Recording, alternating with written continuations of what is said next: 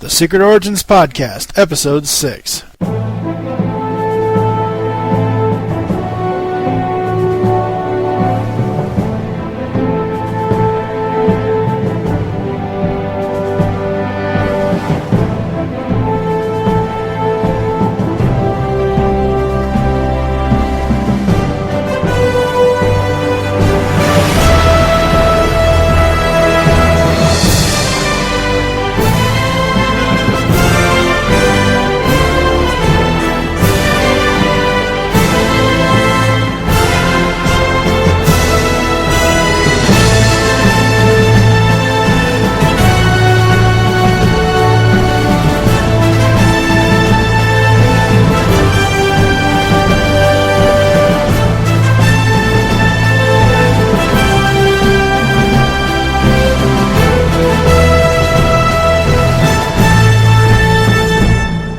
Hello and welcome to episode 6 of the Secret Origins Podcast. I am your host, TFG1Mike, and joining me is Zombie Lupis Convoy. Zombie and lucid don't exactly go together. Yeah, Zombie Lucid Lupis Convoy. Yeah, that doesn't, no. Brains and visions! Yeah. How are you, sir? Oh, I'm zombified, apparently. Yeah, raring to go. So what How are you doing, good sir? I'm doing alright, just doing the podcasting thing and all that happy stuff. What have you been up to? Prepping for the next semester of school. Wait, isn't it almost summer break time? Yeah. I have to submit for summer and fall if I want to get into the classes that I want now. Oh, okay.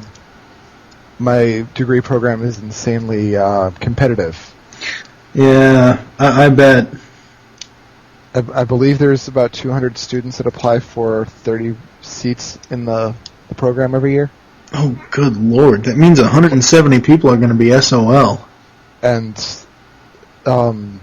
people get priority based on how long they've been waiting to get into the program and their grades and other intrinsic factors. So. Oh.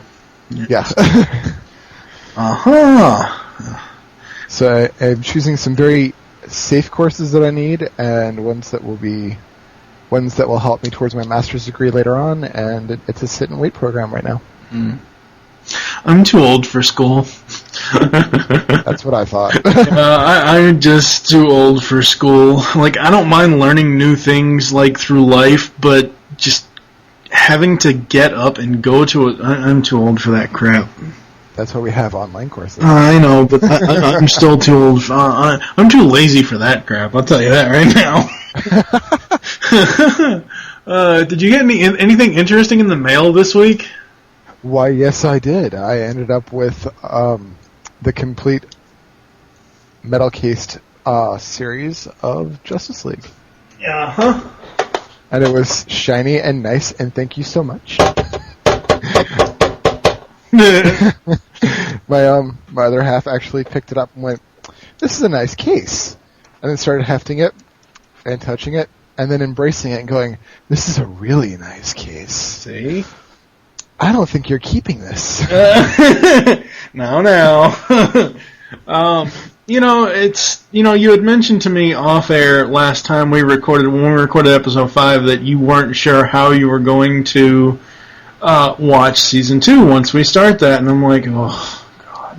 Seriously, Warner Brothers, what's up with you? Well, I'm like, oh god, I know he's not gonna go out and buy it himself. And you had mentioned before that your other half said that you guys are pretty much an all Blu-ray family, and I don't think this is ever coming out on the complete series. I don't think it's coming out on Blu-ray anytime soon. So I said, screw it. I went to Amazon and I freaking bought another one.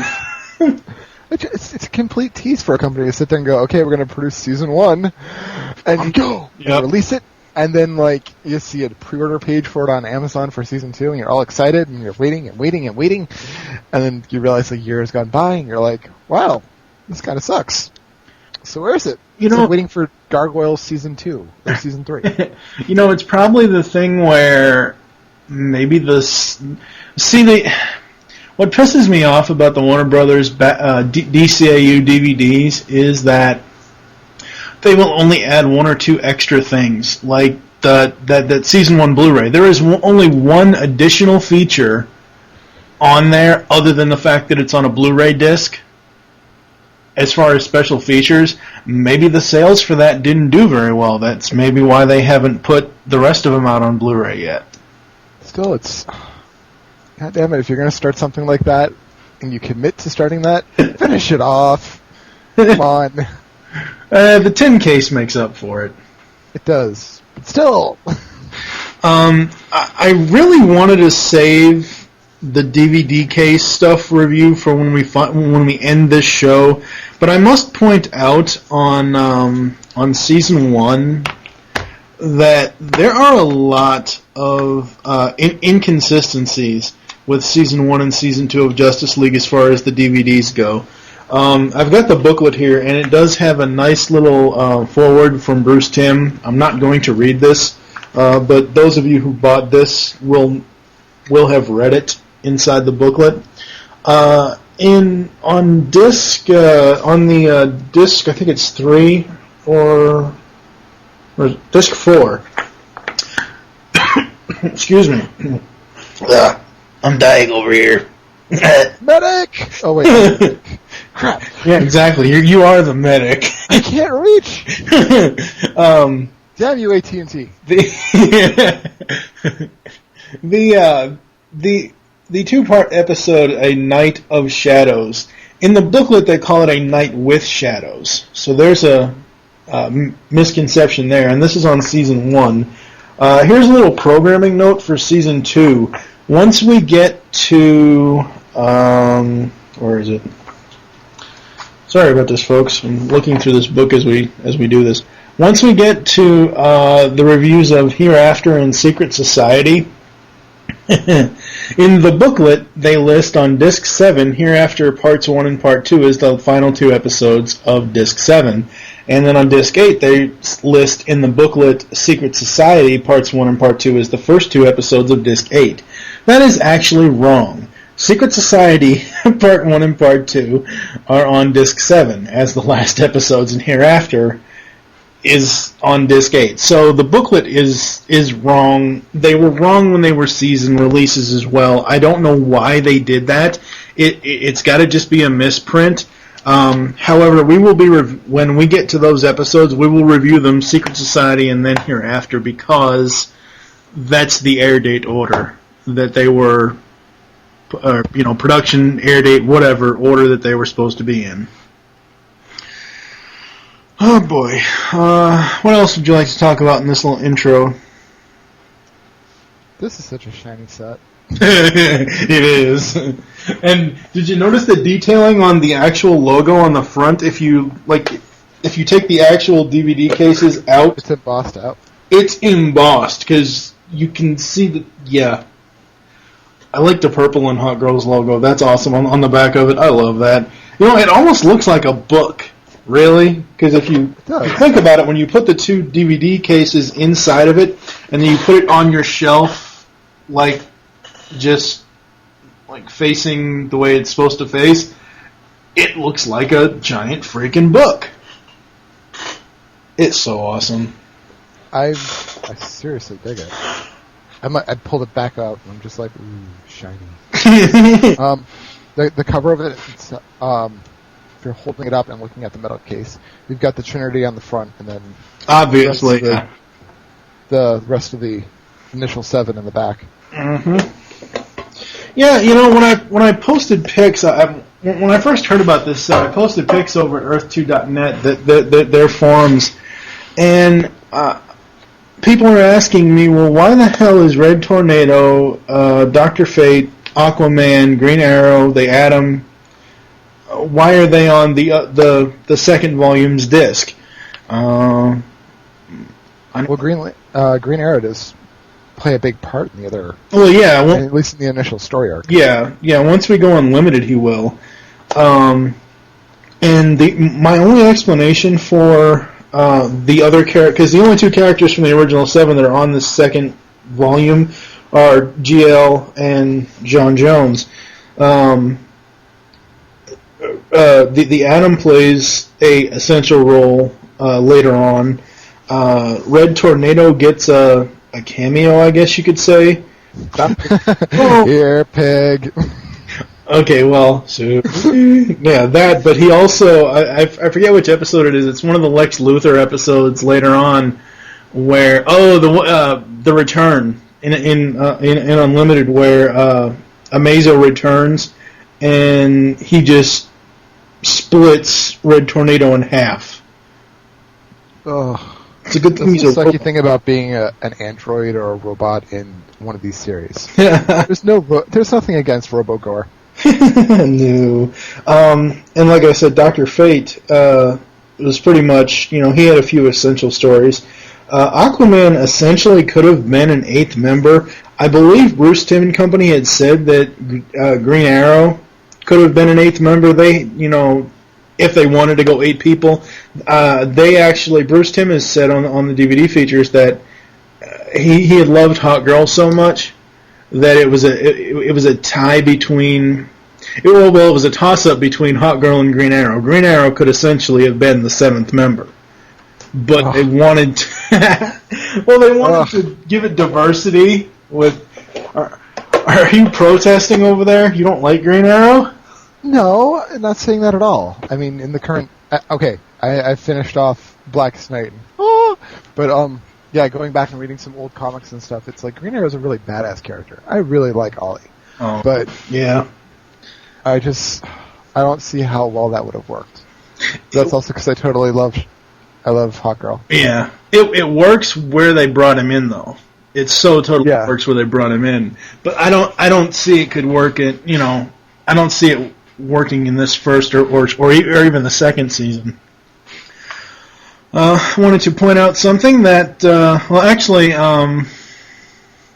we're going to go to some special feature audio that you will hear, and we will come back with our actual thoughts on Season 1 of Justice League.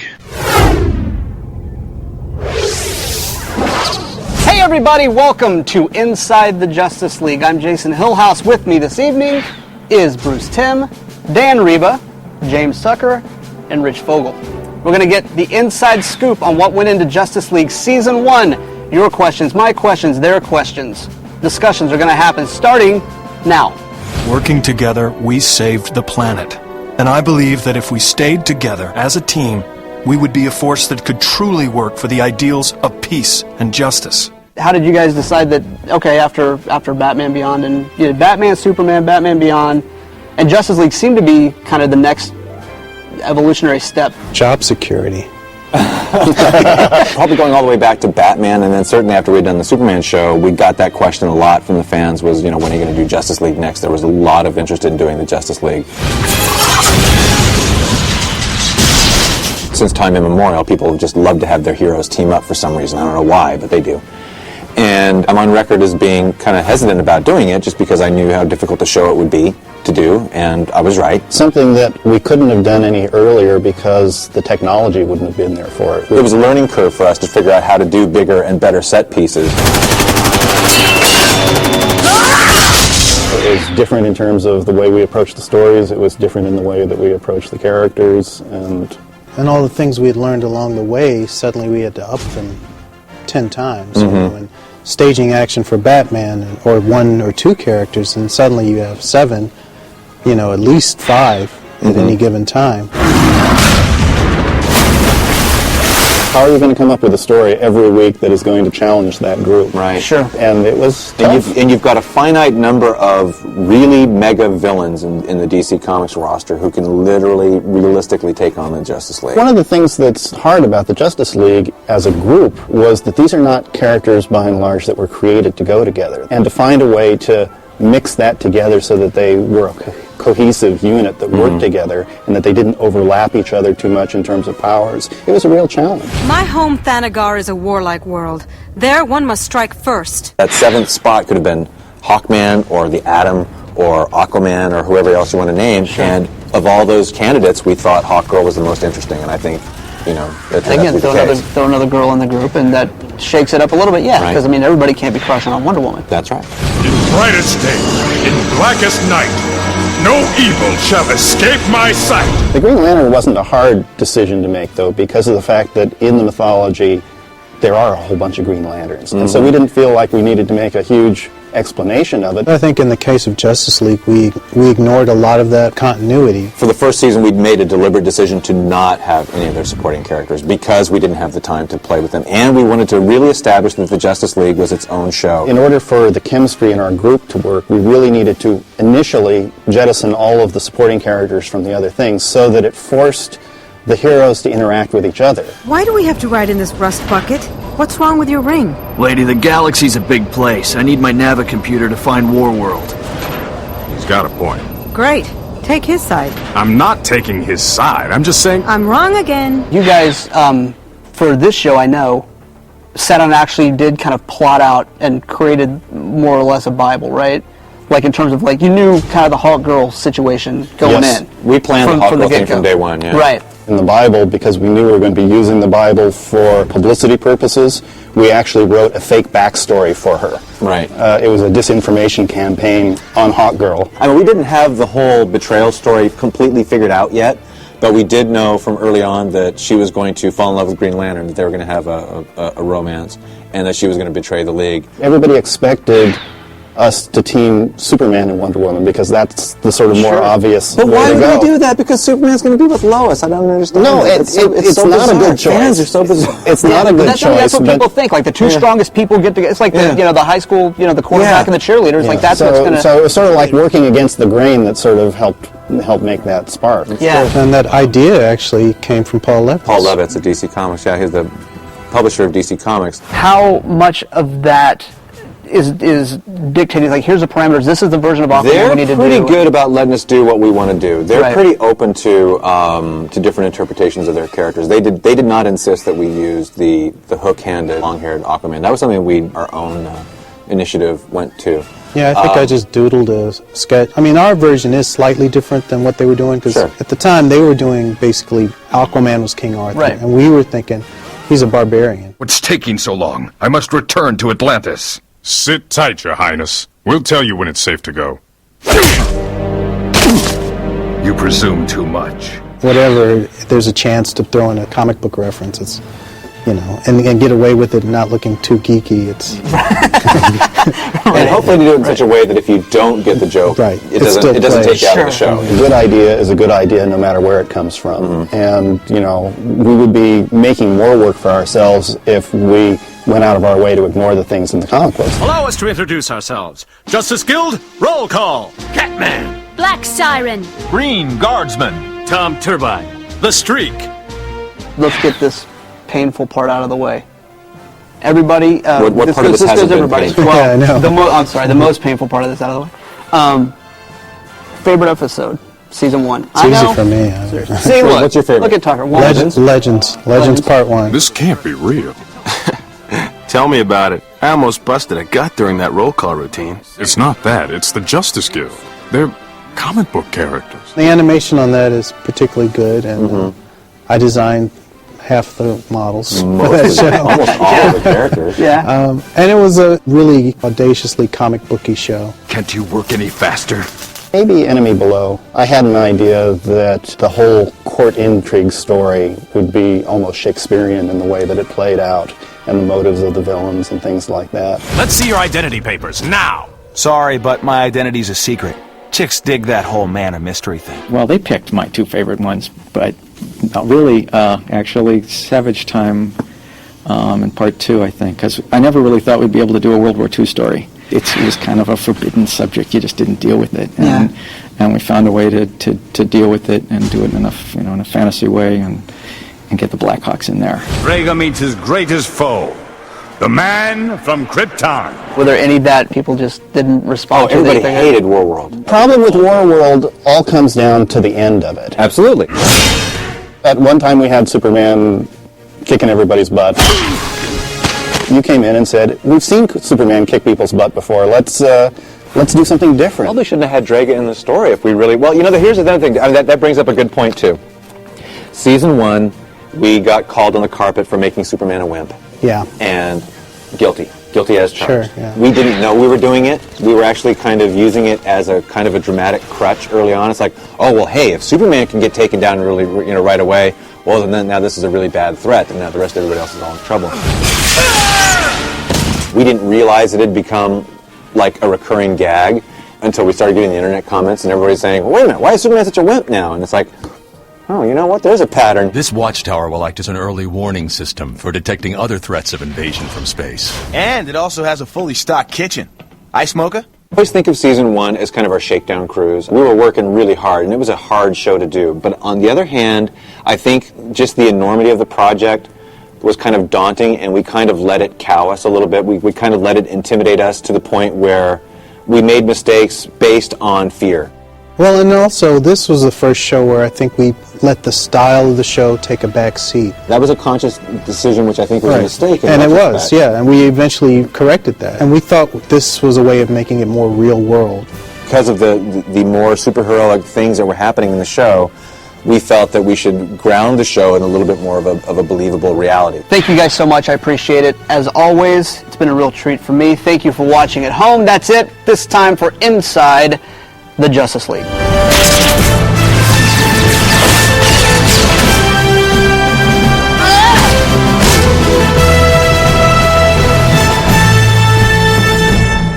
So because we are doing this show in seasons, I thought it was good for us to have recaps of each of the seasons instead of just one giant recap at the end, because honestly my memory isn't that good. So yeah, we need a refresher course at the end of each season. A couple of notes that I've made. I actually noted the only 2 episodes, or the only 2 stories that feature Lex Luthor in Justice for All and Legends. And he's barely in Legends. I mean, he's like right there at the beginning before they do the whole time traveling thing. And yeah. But the one episode that he was in, he was good. Yeah, Injustice for All. And actually, it's funny, Injustice for All is the only episode in the first season that features the Joker. That's true. Which, I know at the time there was a whole bat embargo going on, but it's funny, like, how many different villains they got within the first season without going the whole super villain rogue thing. Right. Really? What's her name? Aresia? That's a villain? Give me a break. The whole thing in Paradise Lost with Hades. Okay, that's a viable Wonder Woman villain. Aresia is I would not. say so. Huh?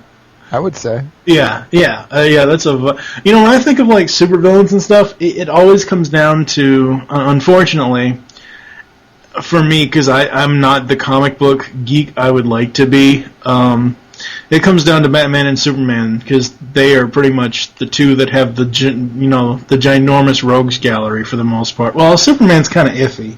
He has a few major supervillains, but I mean, Batman's the one that has the biggest rogues gallery out of everybody, I'd say. I'd say the second biggest, not out of impact, but out of, well, I mean, as far as like this cartoon series goes. Oh yeah. But if someone were to say supervillain, like I would automatically think Batman, because his is so.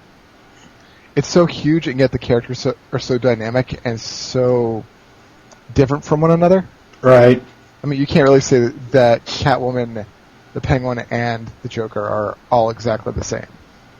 No, you can't. I mean, their personality types, their archetypes are completely different. The only other thing that we have not hit it yet, but we will hit it later on in the series, is the Flash. Well, we kind of hit it a little bit, especially when, what was that damn episode? Not Injustice for All. Oh, damn. I can't even remember. There was a Gorilla Grodd episode in this season. Yep. But yeah, what was that one? I forget. Oh God, crap! I'm gonna have to look it up. But yeah, Brave and the Bold. Yeah, Brave and the Bold. Yeah, exactly. That, and the funny thing about that is, they made that tie back to like later on once when Gorilla Grodd comes back, they made it tie back to that episode of Brave and the Bold. Continuity. It's great. Yep. Yeah, you're right. We will hit a lot of Flash's villains. And honestly, in later seasons, I would say probably the one character out of the original 7 that really does a whole lot of maturing is Flash. Not that Batman or Superman or Wonder Woman or any of them really need to mature, but he's the one that comes most notably the farthest, I think. Yeah. And at the same time, we also see why he's such a goofball. Oh, exactly. Yeah. Why people don't take him seriously, but why he's the way he is from a dealing with supervillains point of view. Oh yeah. Did you forget to take your meds? Yeah, but see, I didn't find that funny. I found him very compassionate and caring because people don't get. Now I don't know the whole Flash deal. I haven't paid any attention to it. It's not that like I said before, it's not that I don't want to. My money's too invested at other places. But I know the difference between Barry Allen and Wally West, and this is the Wally West Flash, and it showed him being in Central City and him understanding, for the most part, these villains. What was it? The Trickster, the Jester, whatever he was. Yeah, the Trickster. Yeah. Flash actually cared about him, and he knew that, there was something wrong with him. It's not just Captain Cold or Boomerang Boy or whatever his name. Oh God, Captain Boomerang. Captain Boomerang. Yeah, that's what it was. Mirror Master. Those are his supervillains. But Trickster, The Rogues. Yep. That they're known as. Yeah.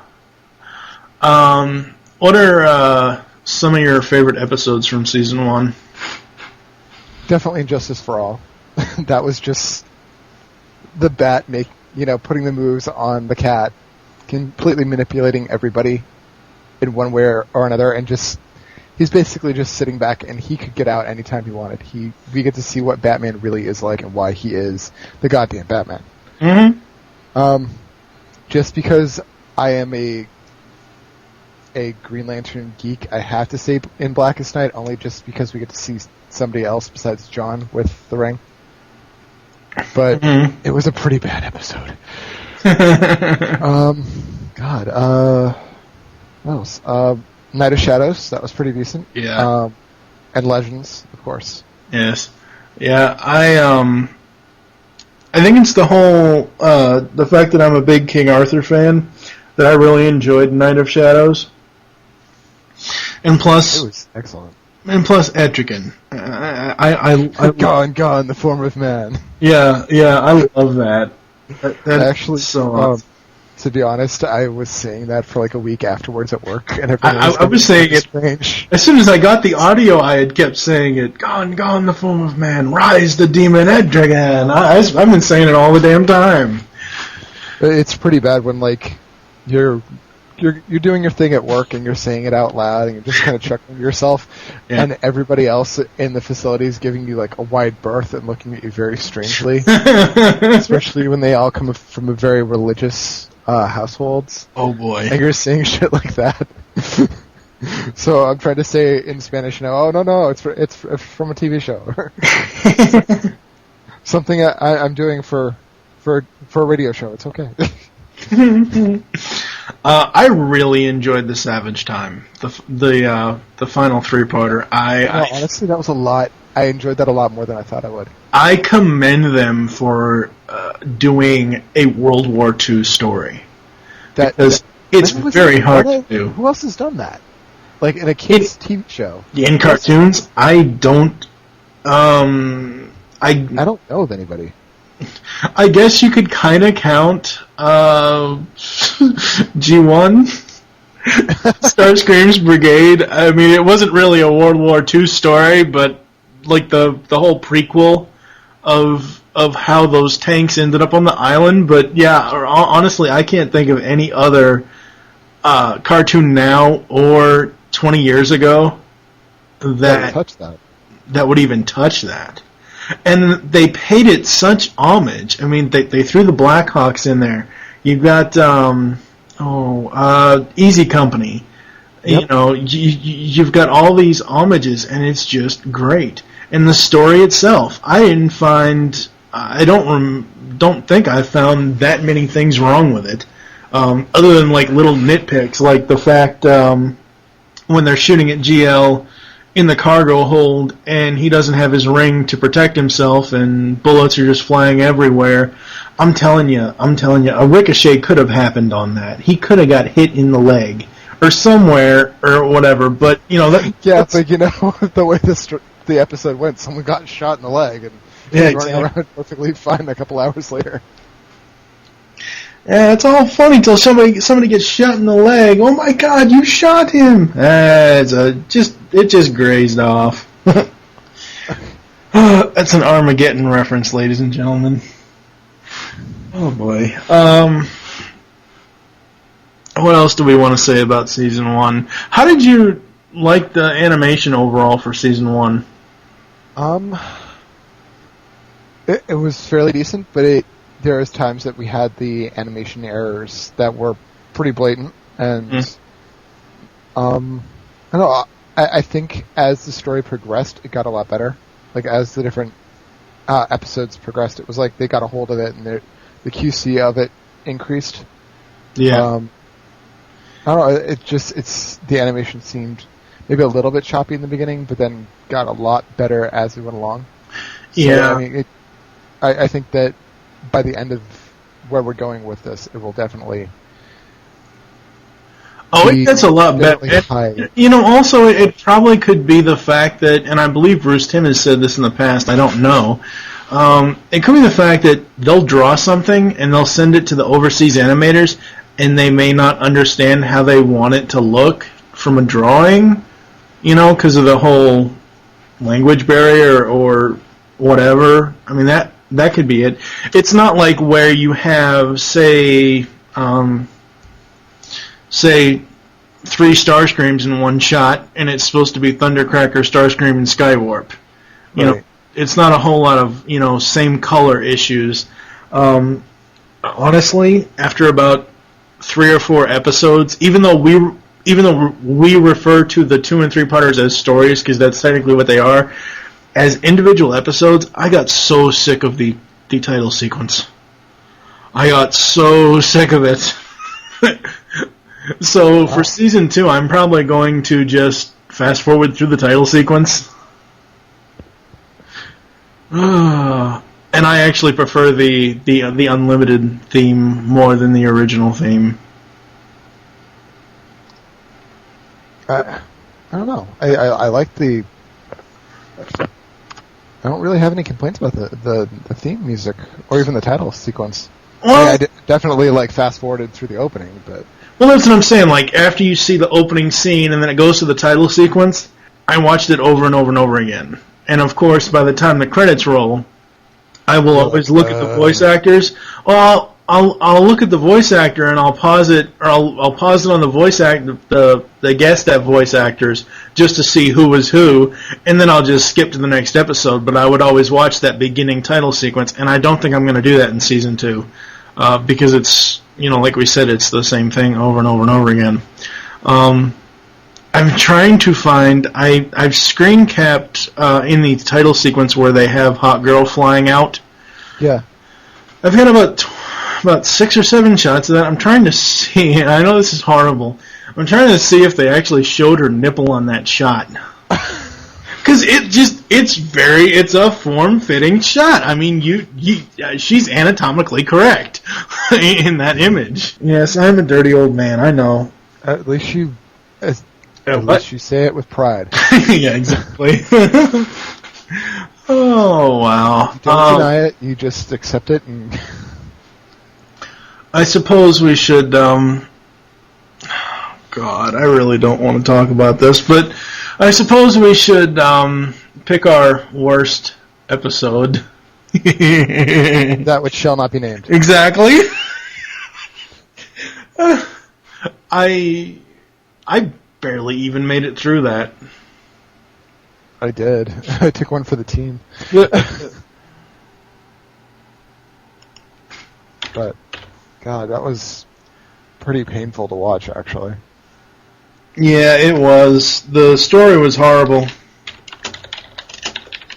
And Mongo, come on, Mongo.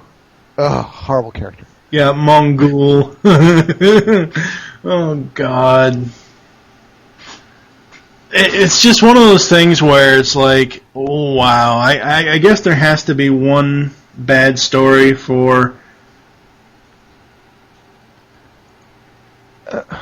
Yeah, but I actually, honestly, I kind of was holding this to a higher standard.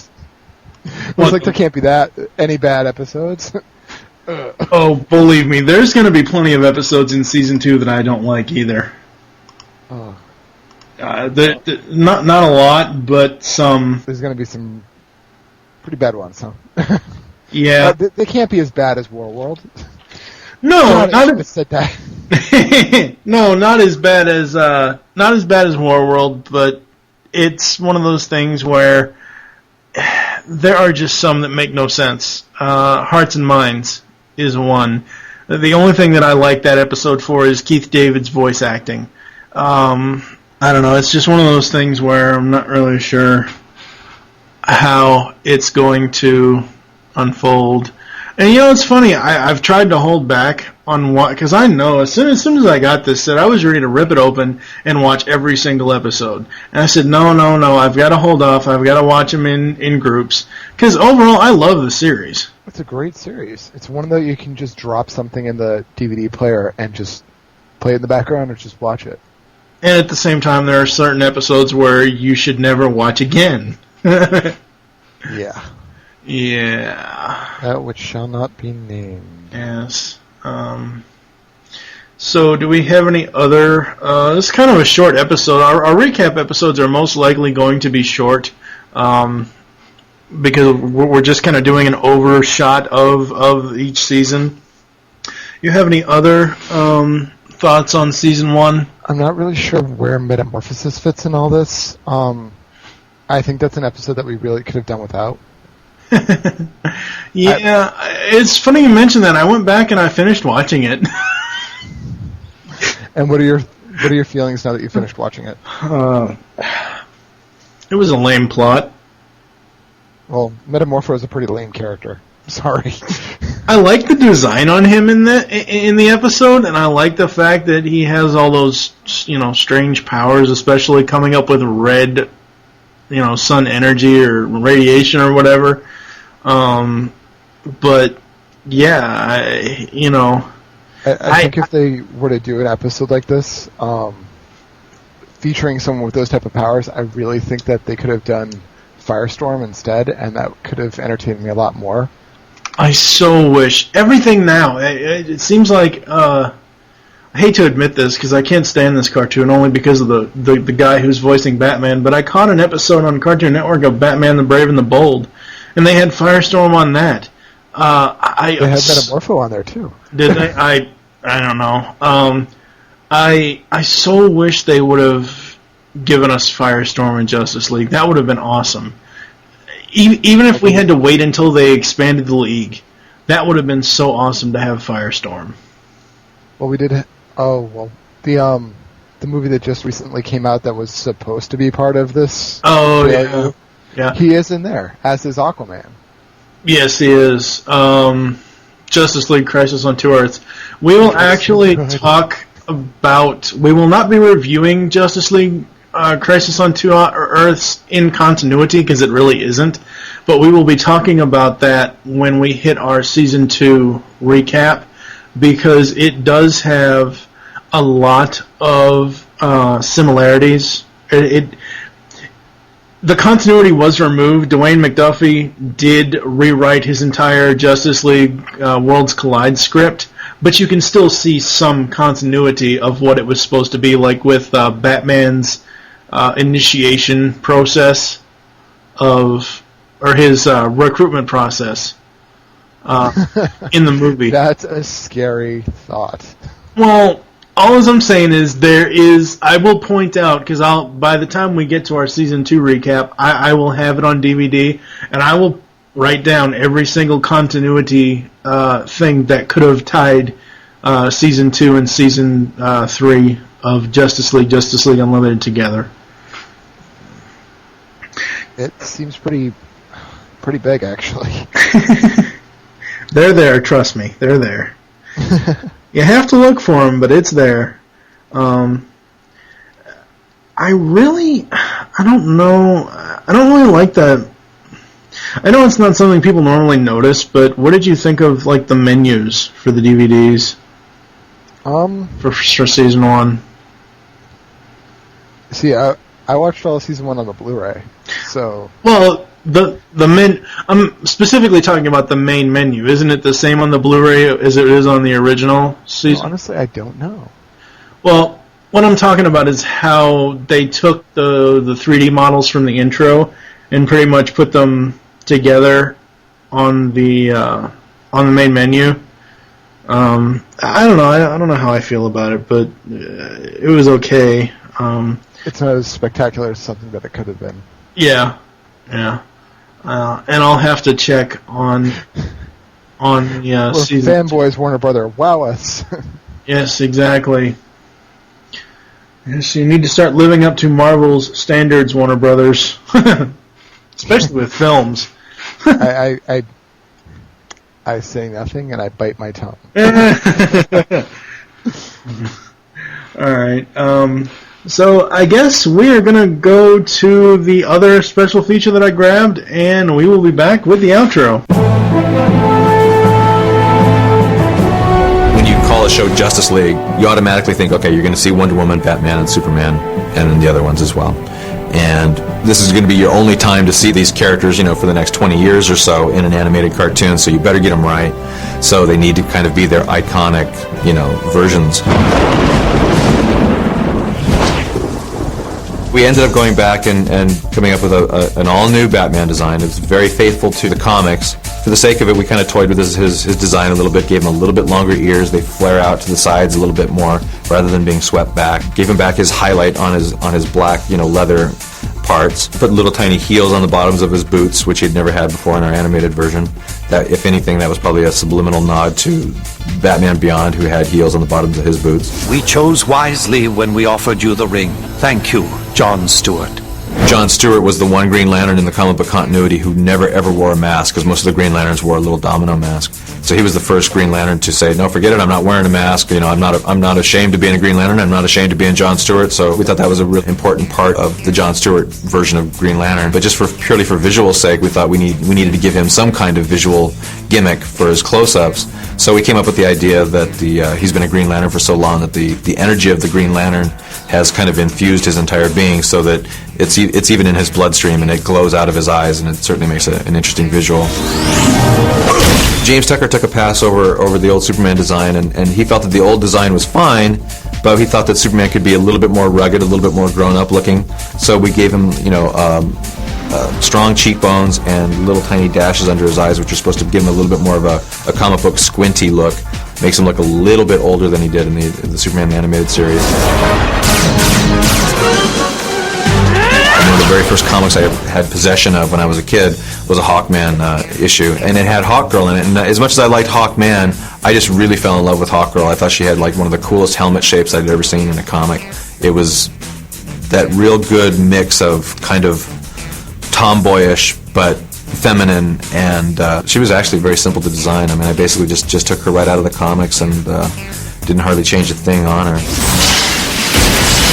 Flash was kind of a no-brainer designing. We knew pretty much right off the bat that we pretty much needed to stick to the comic version of his character, and it's a great costume, red and yellow, you can't beat it. The one note we did get from DC Comics is that they had in recent years, they tried to go a little bit darker with his character and with his design to try to make him look a little bit more fresh and more modern. We adapted that by giving him kind of a velour kind of look to his costume, so that he's always rim-lit. He's always, the main body of his costume is a dark shadowed character, and he's got a little bit of the brighter red on the outside of his costume to kind of keep him a little bit more dynamic looking, so he's not just a real big, tomato. Martian Manhunter is a character that, it's all in how you draw it. I mean, I actually think the design looks fine. I think he looks great. He's had various, collar shapes on top of his cape. He's pretty much, just the comic book character, just adapted slightly for animation. Most of the female characters we've designed for the various animated shows have been very petite, but Wonder Woman is a very strong and powerful character. So we needed to kind of beef her up a little bit, but not go into that bodybuilder mode, which they sometimes do in the comics. We tried to infuse her with a little bit more power just in the visual than some of the other characters. She's taller, she has longer legs, smaller head. We tried to keep her feminine, but very, very strong. Let's go home. Drawing is not easy, Sometimes it may look easy because we've been at it for so long, but every single character is a design challenge.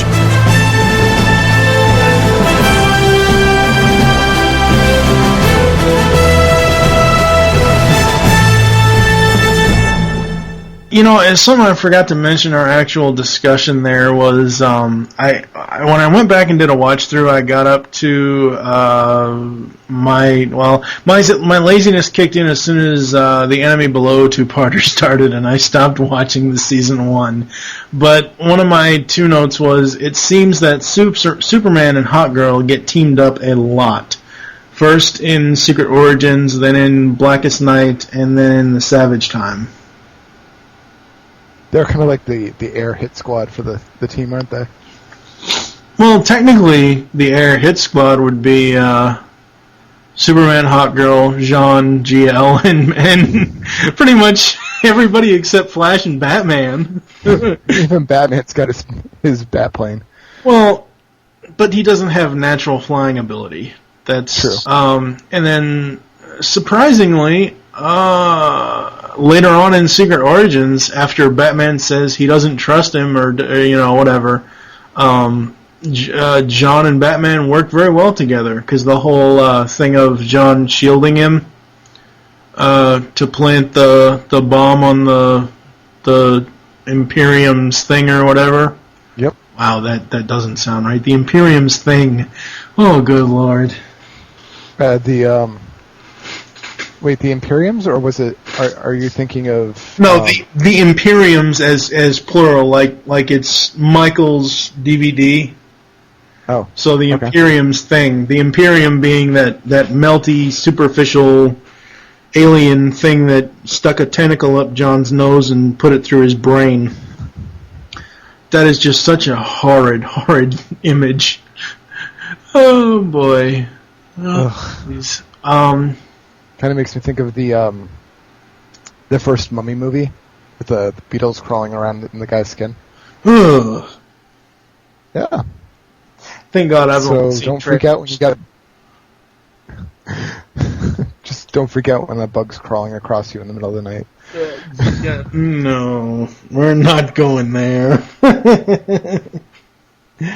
Oh boy. I'm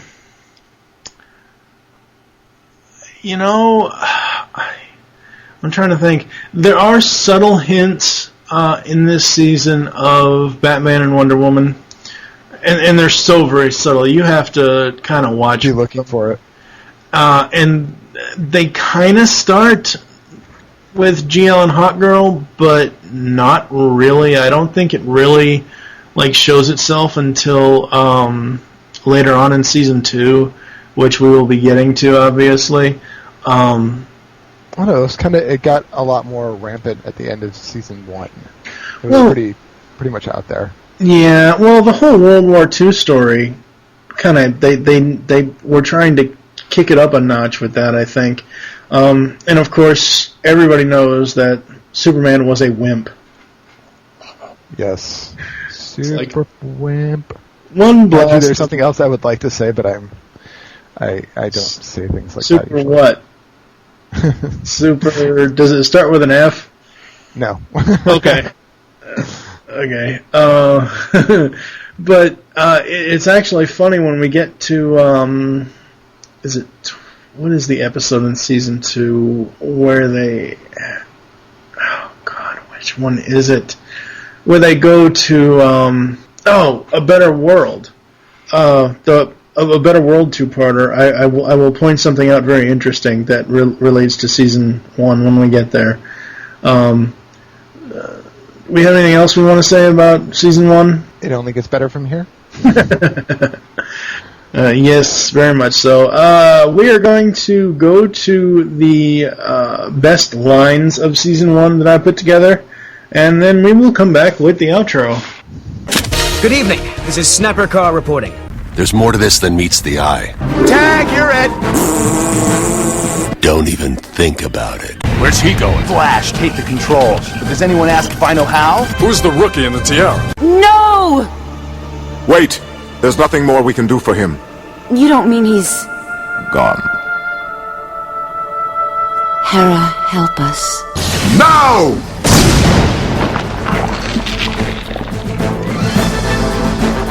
Batman? It can't be. I mentally shielded him so he couldn't be detected. Hawkgirl? What's she doing here? If the ring wasn't lit, you must have quit. What? Like a bunch of super friends? More like a Justice League. Do you have any idea how corny that sounds? I'm not really a people person. But when you need help, and you will. Well, I hope everybody enjoyed my clip gathering skills. Yeah. Oh, by the way, Lupus, have you finished your homework yet? Maybe. Of listening to the other 5 episodes of the show? No. Don't! In my defense, I just finally got iTunes working again. Oh, okay. Alright, so thank you for joining us here on the Secret Origins podcast. There are several ways to get into contact with us or leave feedback for the show. You can visit the website, geekcastradio.com. You can join our forums, PredicaneEmpire.com/Nexus. You can leave the show feedback in iTunes. Please do this. Follow us on Twitter. The show name there is Secret Origins. Mine is TFG1Mike. What is your Twitter? CAMINITISTYLE. Uh-huh. Become a fan of... Become a fan on Facebook. Search Geekcast Radio Network. You can call the voicemail line, tell us the show you're leaving the message for, and your name, 502-526-5821. We hope you enjoyed this episode of the Secret Origins podcast. I wish you'll join us next time when we will be starting Season 2 with the first 3 stories. Those being Twilight, Tabula Rasa, and Only a Dream. For now, I am TFG1Mike with... Lupis Convoy. Until next time.